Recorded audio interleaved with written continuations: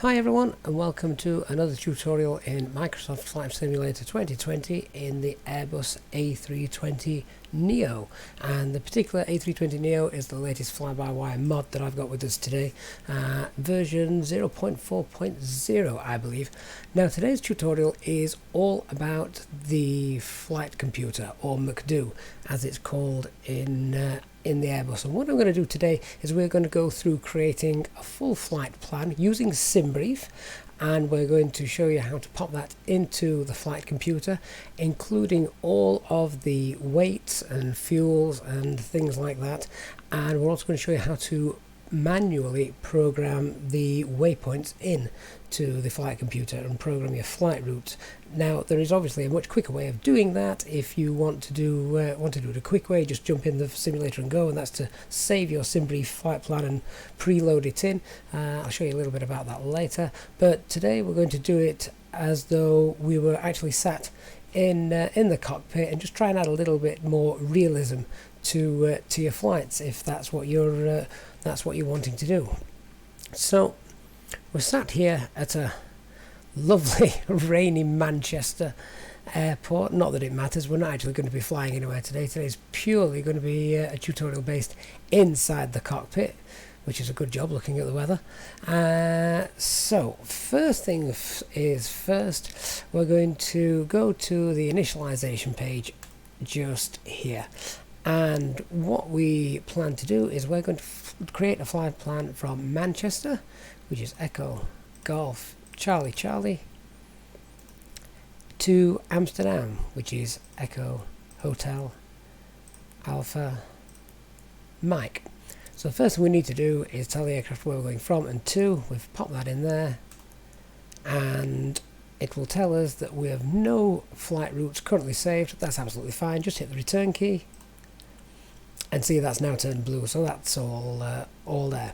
Alright, before we go any further, we're now going to come out of Microsoft Flight Simulator and we're going to go to SimBrief. Now SimBrief, if you're unfamiliar with that, is a fantastic flight planning tool, not just because of how simple it is to use, but also because it produces flight plans and operational flight plans that pilots receive that look almost identical to real-world pilots, particularly for Easyjet, and I can speak from experience there. I'm actually going to create with us today a flight plan which is based on a real-world Easyjet flight plan. So the first thing we need to do is pop our airline code in there, which for Easyjet is U2, and then our flight number for this particular flight was 1831, and as I've already said, we're departing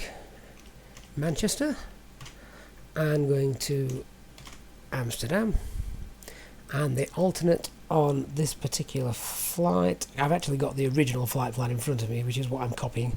The alternate was Echo Hotel Romeo Delta.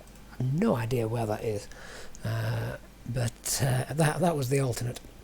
Now the next thing I'm going to do is I'm going to select the aircraft that we're using today, which I've already got pre-saved just here. Now this aircraft is an aircraft set up for Microsoft Flight Simulator 2020's default A320 Neo. So all the weights are all correct for use within SimBrief here, and I can save you a little bit of time because I'm going to pop a link to this in the comments, and you can actually, once you become a member of SimBrief, which is free to sign up to that, you can actually then click the link that I'll pop in the description, and you can download this particular aircraft frame to use. So you'll be using the exact same one as me if you decide to copy me with this. So we can now just click that there, and it fills in automatically for us then the registration, Golf Uniform Zulu Hotel, and yeah, it just makes things much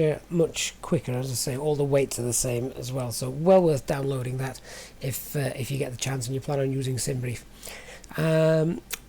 Cruise index today is 8, and it usually is for Easyjet. Most Easyjet flight plans that I've seen, they use a low cost index because, well, they're a low cost airline, so they don't like to burn fuel. Our call sign for this particular flight, which isn't always the same as the flight number, was Easy85 Echo Foxtrot. Okay, and if we just look over here, I've already got the flight plan layout set to Easyjet. We're working in kilograms, and this particular flight used a contingency fuel of 6 minutes and a reserve fuel of 30 minutes. And I've got that set as my default, so all the flight plans I ever create use these two figures, which if you're wanting to replicate Easyjet, that's a very good place to start. So if we just scroll down a little bit here, it's got our departure runway down to 05 right. I'm actually just going to change that to 23 right, just to match the real life flight plan I've got in front of me. And the arrival runway was 18 right was the real flight plan. And there was, I think it's about 177 passengers. You can obviously set that to automatic or create your own amount of passengers. Cargo, 0 cargo, or again you can set it to automatic. 0 fuel weight, you don't need to enter that. If you can leave that automatic if you've downloaded this airframe, because that will automatically work itself out for you. So don't need to touch that. Leave the altitude as automatic. Actually, the cruising altitude, I will pop that in, because the cruising altitude for this particular flight that day was 250. Not particularly high, but then it's not a particularly long flight either. So if I just look down to the route that we're using, this was the route, the Sonics 1 Romeo, and yeah, I'm just checking that this matches up. Now you can obviously select any route you want, because if you scroll down further here, it shows you that's the route that we're going. That looks fairly simple. I'll just explain a little bit. See how you've got a plus 3.7% there. That basically shows you, as the crow flies, how much extra routing that particular route gives you. So if I go back to this one, well, that's actually invalid for this particular Iraq cycle, but that was slightly shorter route, 3.7.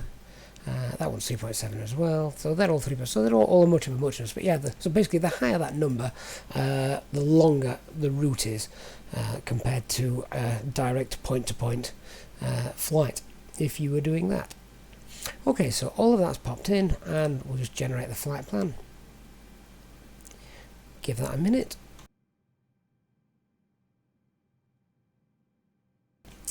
And here we go. Okay, so at this point what you can do is you can download the flight plan, and I'm not going to do that, but yeah, you can actually download the flight plan, select FS2020, click download, and then from the main globe screen you can actually load the flight plan in there, and that will put all the waypoints into the MCDU flight computer for you, but we're going to do it manually today.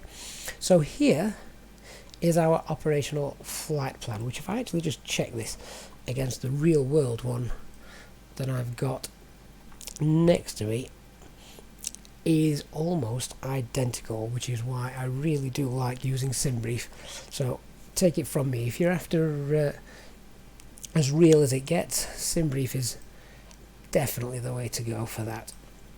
And as I said all about the weights from downloading that aircraft frame, which I'll pop the link into, that's things like this. So that's the maximum 0 fuel weight of the aircraft in Flight Simulator, that's the maximum fuel the aircraft in Flight Simulator can take, that's the maximum takeoff weight, etc, etc. So they're just already pre-programmed, so worth having that that flight model if you are using SimBrief.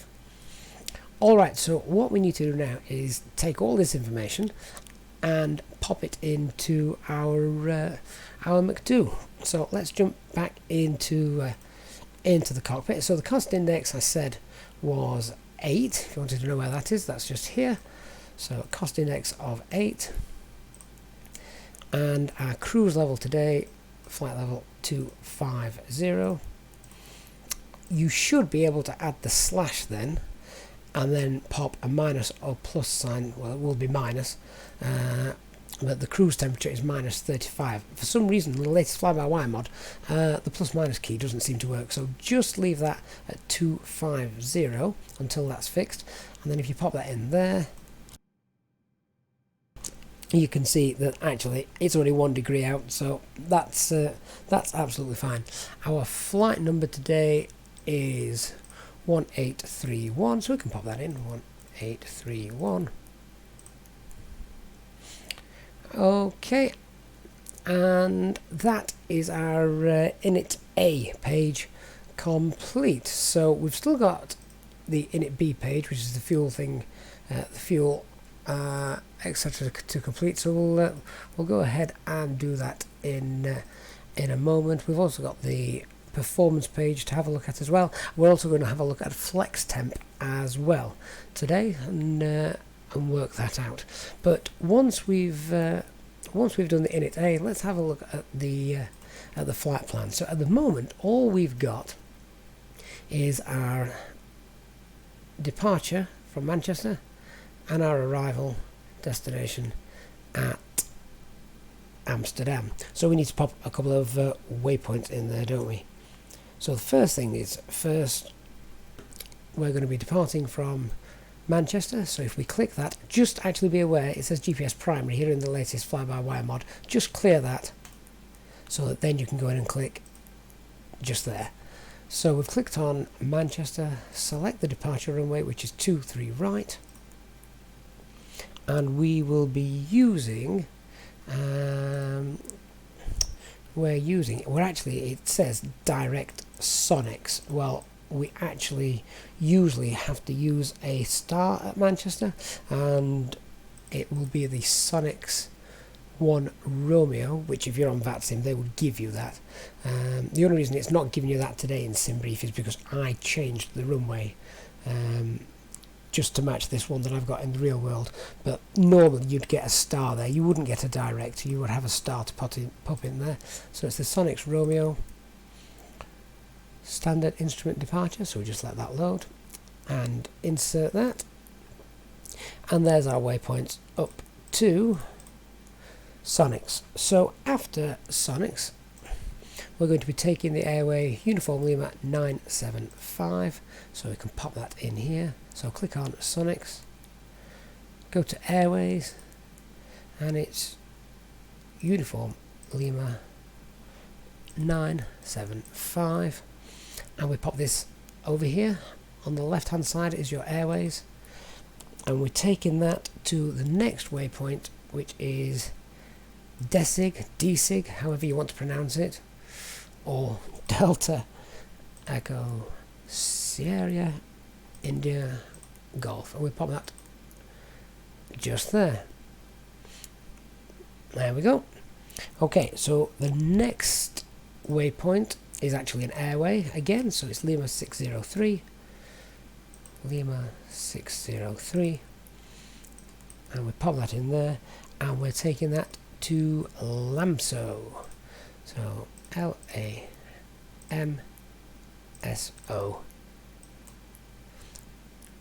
There we go. And that is actually our last waypoint before we enter a star. Now we know it's a star because all waypoints are either 5 letters long or 3 letters if it happens to be a VOR, and that is LAMSO 2 Alpha. So there's the star there for our arrival into into Amsterdam. So we can actually, once all that's done, click return and just check all of the points are in there, and we can pop this in now. So if we click on the destination of Amsterdam, click our arrival, and it's 18 right. We'll do the ILS 18 right, and we'll search down here for LAMSO 2 Alpha. Just double check that. Yes, it was LAMSO 2 Alpha. And then ordinarily we would do it without any vires. So if we click that, that should erase the vires. Now that doesn't always work. If you've got a Navigraph subscription, that becomes very useful at this point. But also if you're flying on VATSIM, you'll not you more than likely won't be using the via, because they will give you a direct vector in. So let's insert all of that, Okay, that's good. And what we can do is we just want to now check that all that looks normal and accurate. So if we set the navigation display to a plan mode, make sure we're on our lowest setting here, and if we just zoom in a little bit and check by using the scroll key here, watch all these points move and we'll see them all highlighted on here. So we're taking off, initially headed westward, flying north, and then spinning around to fly east over the North Sea, and then we enter. That is actually the star that was given to us. Now it does look like a little bit of a mess, but if you've got the charts there, that will make a lot more sense to you. Plus which, the chances are if you're flying on VATSIM, then they will give you a direct route in. Because if we actually just zoom out a little bit, we're landing at runway 18. So what you'd most likely do, oh, hang on, there we go, try again. Yeah, what you'd most likely do is by that point they would be looking to be vectoring you in from here onwards to come straight in down here. But anyway, the actual route that we planned is all there, so that's working, and that's fine. So that's the route. Flying it is a different tutorial. Okay, so let's head back to our Manchester ground Easy 1831 with Mike request taxi for takeoff south departure. Is that me? Hope not. Get rid of that. I don't want to talk to ATC. Don't know what happened there. Yeah, I never use the ATC in Microsoft Flight Sim. I either fly completely without it, or more often than not on VATSIM. So our flight plan is all there and all complete. I do see people asking how is it possible, what if we get a last minute change of runway or last minute change of star? Is it possible to go in and enter them? Yes, of course it is. All you do is you click on your destination. Let's say the arrival runway changed, so let's click on the destination here. You just click on the arrival and you just scroll down and select a different arrival. So let's say that it was going to be, I don't know, you could select runway 6 and all the stars will come exactly as before. I'm not going to do it just because we've got our flight around. Do you know what? Actually no, I will, because we're not going to fly it. So let's just say the wind changed a little bit, so instead we're going to do an ILS runway 6 approach, and you just select that. As to what star I would use, I have no idea. Red for 1 Alpha, I recognise that. I'll select that one with no veers and insert that. So yeah, there we are, and we've simply just changed it. So it's not set in stone. What I would always do that is then quickly flick through and see what that looks like. Oh, actually that looks a lot neater, doesn't it? Yeah. Well, there you go. So sometimes it's beneficial to have a runway change. Okay, so that's the flight plan all sorted. So next we need to go back to our Init page, and this time we're looking at the Init B page, which is all about the weights and things like that. Now, a little bit tricky now, because SimBrief we have working in kilograms, as we should do, being a European airline, but Microsoft Flight Simulator still insists on working pounds, so there's a little bit of a process here. So just bear with me one moment. I'm just going to bring up a kilogram to pounds converter on my other screen. Okay, so our payload here is 18512, which tells me that is about 40,800 pounds. So if we open the weights page, and we can just drag this here, 40,800 pounds. Well, that's actually close enough for what we've got. And then if I look at the fuel that we need, the fuel is 4468, which is only 9,850 pounds of fuel. So I'll just drop that down there. Oh, a little bit too far. 980. Of course you can go in and fine tune this. Oh, hang on, there we go. I want to be in pounds, not gallons. You can go in and fine tune this, make sure it's bang on. But yeah, it should be 9,850. I've got 9,849 pounds. That's close enough. However, look now here, our centre of gravity is out of sync at the moment, so it's out of the limit. So what you can do, or rather what you need to do, is just go in and edit where all these weights are. So if we had an extra £3,000 to the back, and remove the forward baggage, £3,000, so they put more in the back than the front, and that brings our centre of gravity into weight. And I just need to grab a pen because I need to make a note of this. So it's 23.87, 23.87. Good.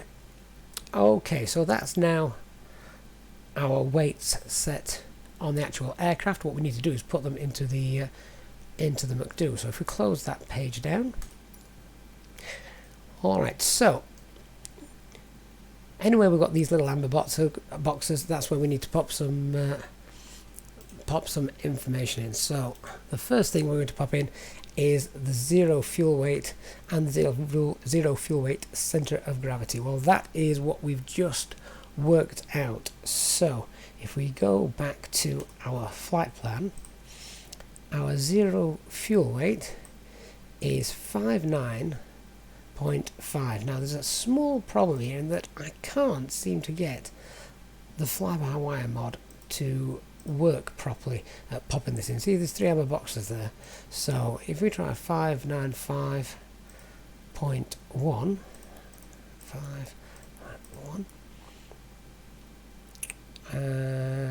that doesn't look right in the slightest, does it?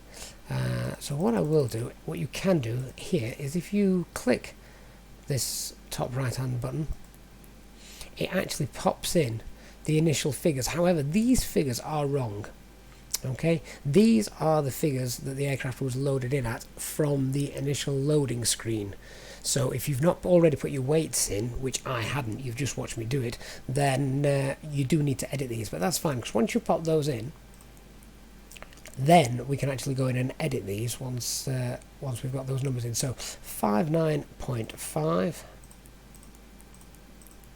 is our zero fuel weight, 59 tons, and or 59,000 kilograms, and the zero fuel weight center of gravity was 23.87. 23.87. Now that's accurate. Those figures there match up with the weights that we've just popped in, so all is good there. Our block fuel, which we have got, is 4,460 kilograms, so call it 4.5. Enter that in, and as soon as we do that, a lot of numbers are about to light up here. Watch. Okay, so next thing we're going to do is take a look at these numbers. So let's start at the top left hand corner and work our way down. This is our taxi fuel, so the amount of fuel we're expected to use on taxi, and if we go to our flight plan, it will tell you there 200 kilograms of fuel, or 0.2. So that's correct. The next one below it is the trip time. Now it will display the trip fuel and the time calculated here in the flight management computer. However, this only works if you've put some wind details in, which you can't do yet in Microsoft Flight Sim 2020. I'm guessing the fly-by-wire guys may be looking at this, because that'd be great to have. However, notice that it is in green, which means that you wouldn't be able to change it anyway. It would be pre-calculated based on all the other data that you've popped in, so we don't need to worry about that one at the moment. The next one is a fuel which is reserved for any specific purpose that we have not included in our extra. So we haven't done that and it's not actually used really for fuel planning, so we can ignore that. We don't need to worry about that. The next one here is our time and alternate. So the alternate airport, this basically displays the if you've entered an alternate airport on the MCDU page, which we have, then this line would display the calculated fuel and the time it would take to get to the alternate. This so I don't think this actually works at the moment, but once again, it's a line that cannot be edited by the pilots, so you don't need to worry about that.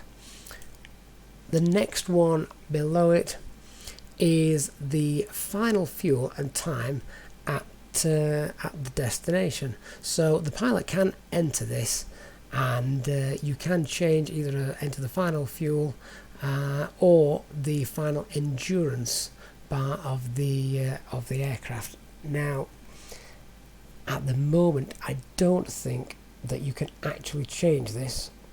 So if I wanted to have 1.0 left there, no, you can't change that, so we don't need to worry about that one. And then finally, the minimum destination fuel on board. Well, this one is pretty self-explanatory. So this value is basically equal to the final fuel you've got and the alternate fuel that you've got. This is calculated fuel remaining at your destination, which if you go to our flight plan, we should have in the region of about 2.0 left there. So can we actually enter that? No, we can't, so that's not working yet either. Never mind.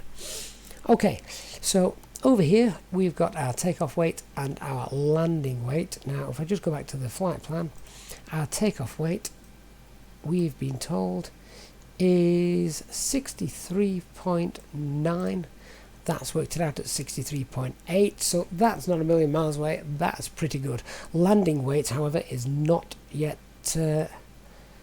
worked out, so that should be our landing weight. These figures again, though, in green, you are not, as the pilot, able to change them, so don't worry about those too much.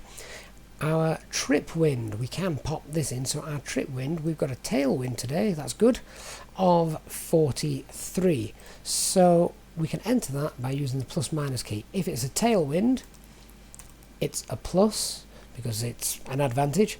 If it's a headwind, it would be a minus. So it's T for tailwind, H if that was a headwind would be H43, but we've got a tailwind today, T43, so that's a plus T43, and we can enter that in there.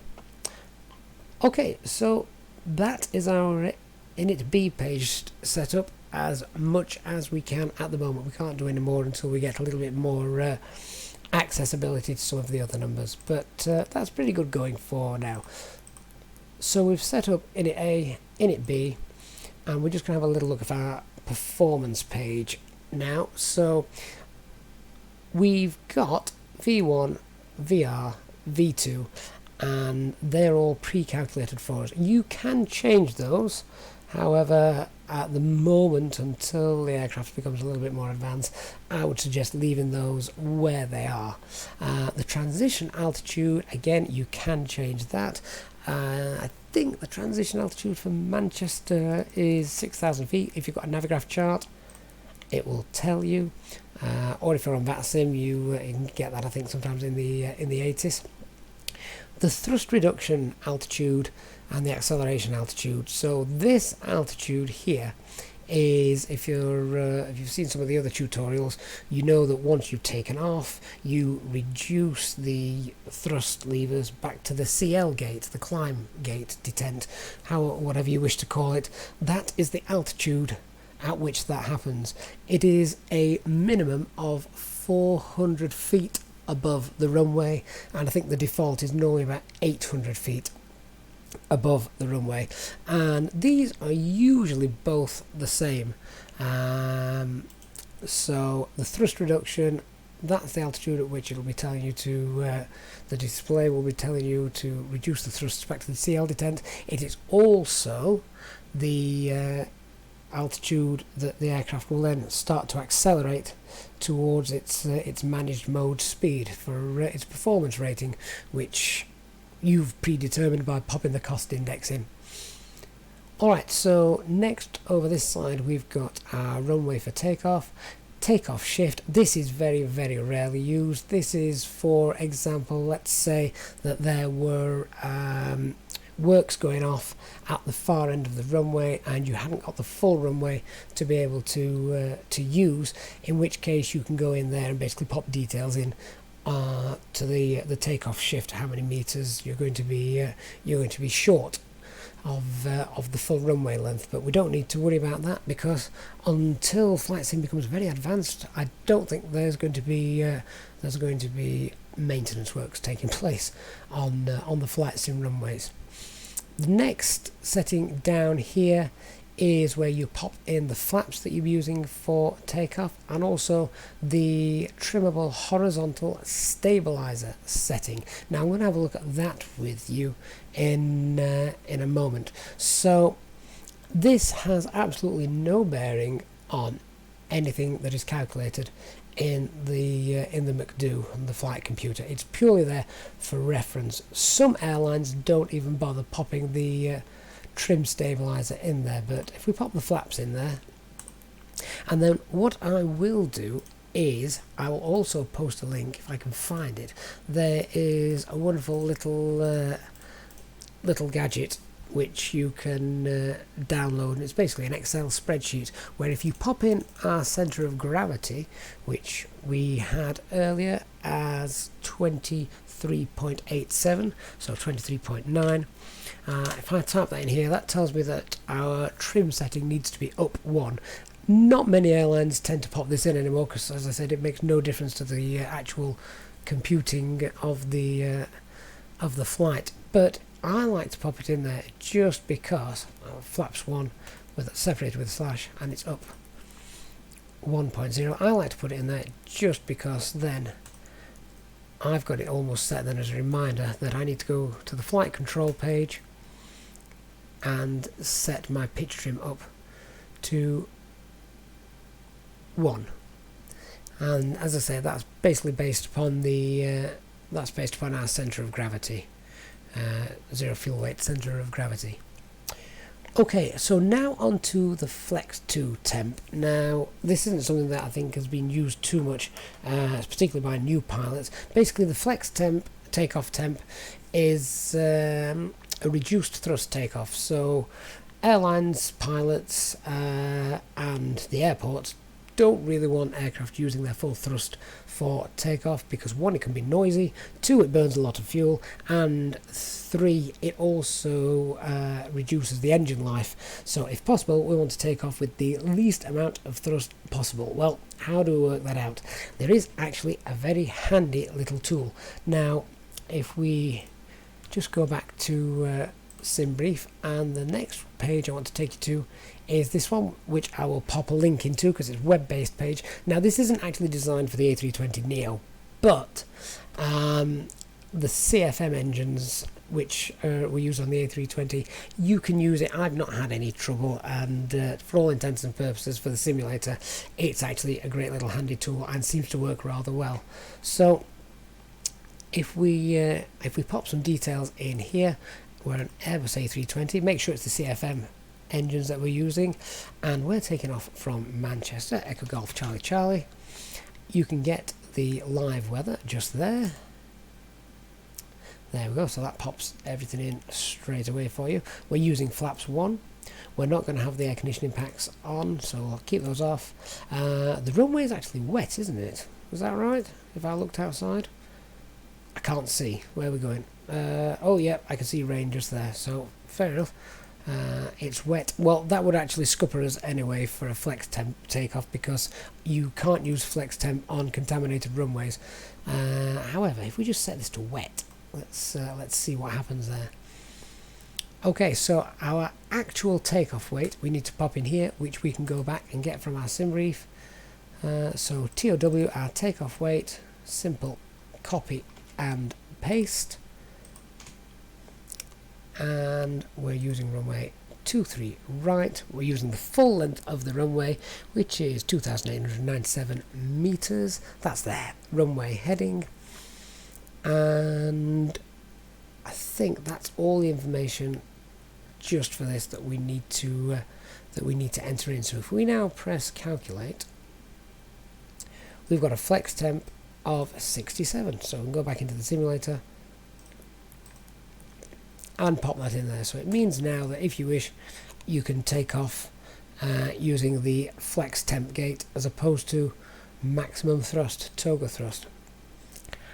And with that in mind, I think that is about it. We've got everything all set. Your radio navigations, unless you're using a particular departure route where you're using a VOR beacon for a standard instrument departure. They're not that common these days now. Everything seems to be RNAV, so we don't really need to worry too much about those. That's all taken care of.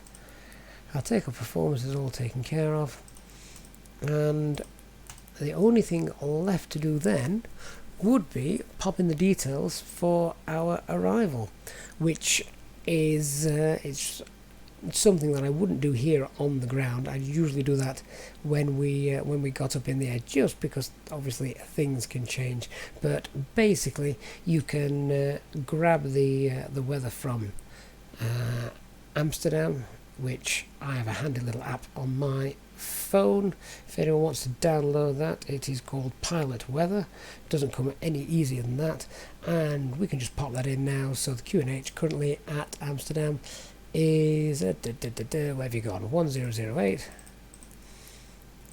and the temperature is 14. Winds are currently 230 at 15. And the transition altitude at Amsterdam is, I can't remember because I've not got my Navigraph charts up, because I hadn't intended on doing a flight. But basically you'd get the transition altitude from Amsterdam, which is probably something like 6,000 feet, quite a common number in Europe, and then you'd enter the decision height depending on which runway you were landing on, and whether it was an ILS, Cat 1, or you do a fully automatic landing. Of course, if you do a fully automatic landing, do not enter decision height, leave that blank. You would also normally be able to change the landing configuration here, so if you're going to land with flaps full or flaps 3, but you can't change that just there. Not yet. The V approach speed there, 154, you can change. That is the minimum speed that the aircraft will slow to if you are in managed mode for your thrust setting, for your auto thrust. So yeah, basically I think that's about it. All that would be left to do is get pushback, start the engines, and off you go. Now, with the fly-by-wire aircraft, it's worth stating that you have to align the ideas up here, which takes about 7 minutes. And I'm sure many of you have thought doing that, well, what can I do in those 7 minutes? Well, I've just given you loads to do, because I reckon this video is probably about half an hour long now, at least. So, if you want to take your flight simming to the next level, I hope that's helped you a little bit. Any questions, please leave them in the comments. I'll come back and answer them. If you enjoyed the video, hit subscribe, and please like the video. There's live streams usually throughout the week where you watch me doing all this live. And yeah, that's about it. Thanks for watching, and I'll see you all again soon.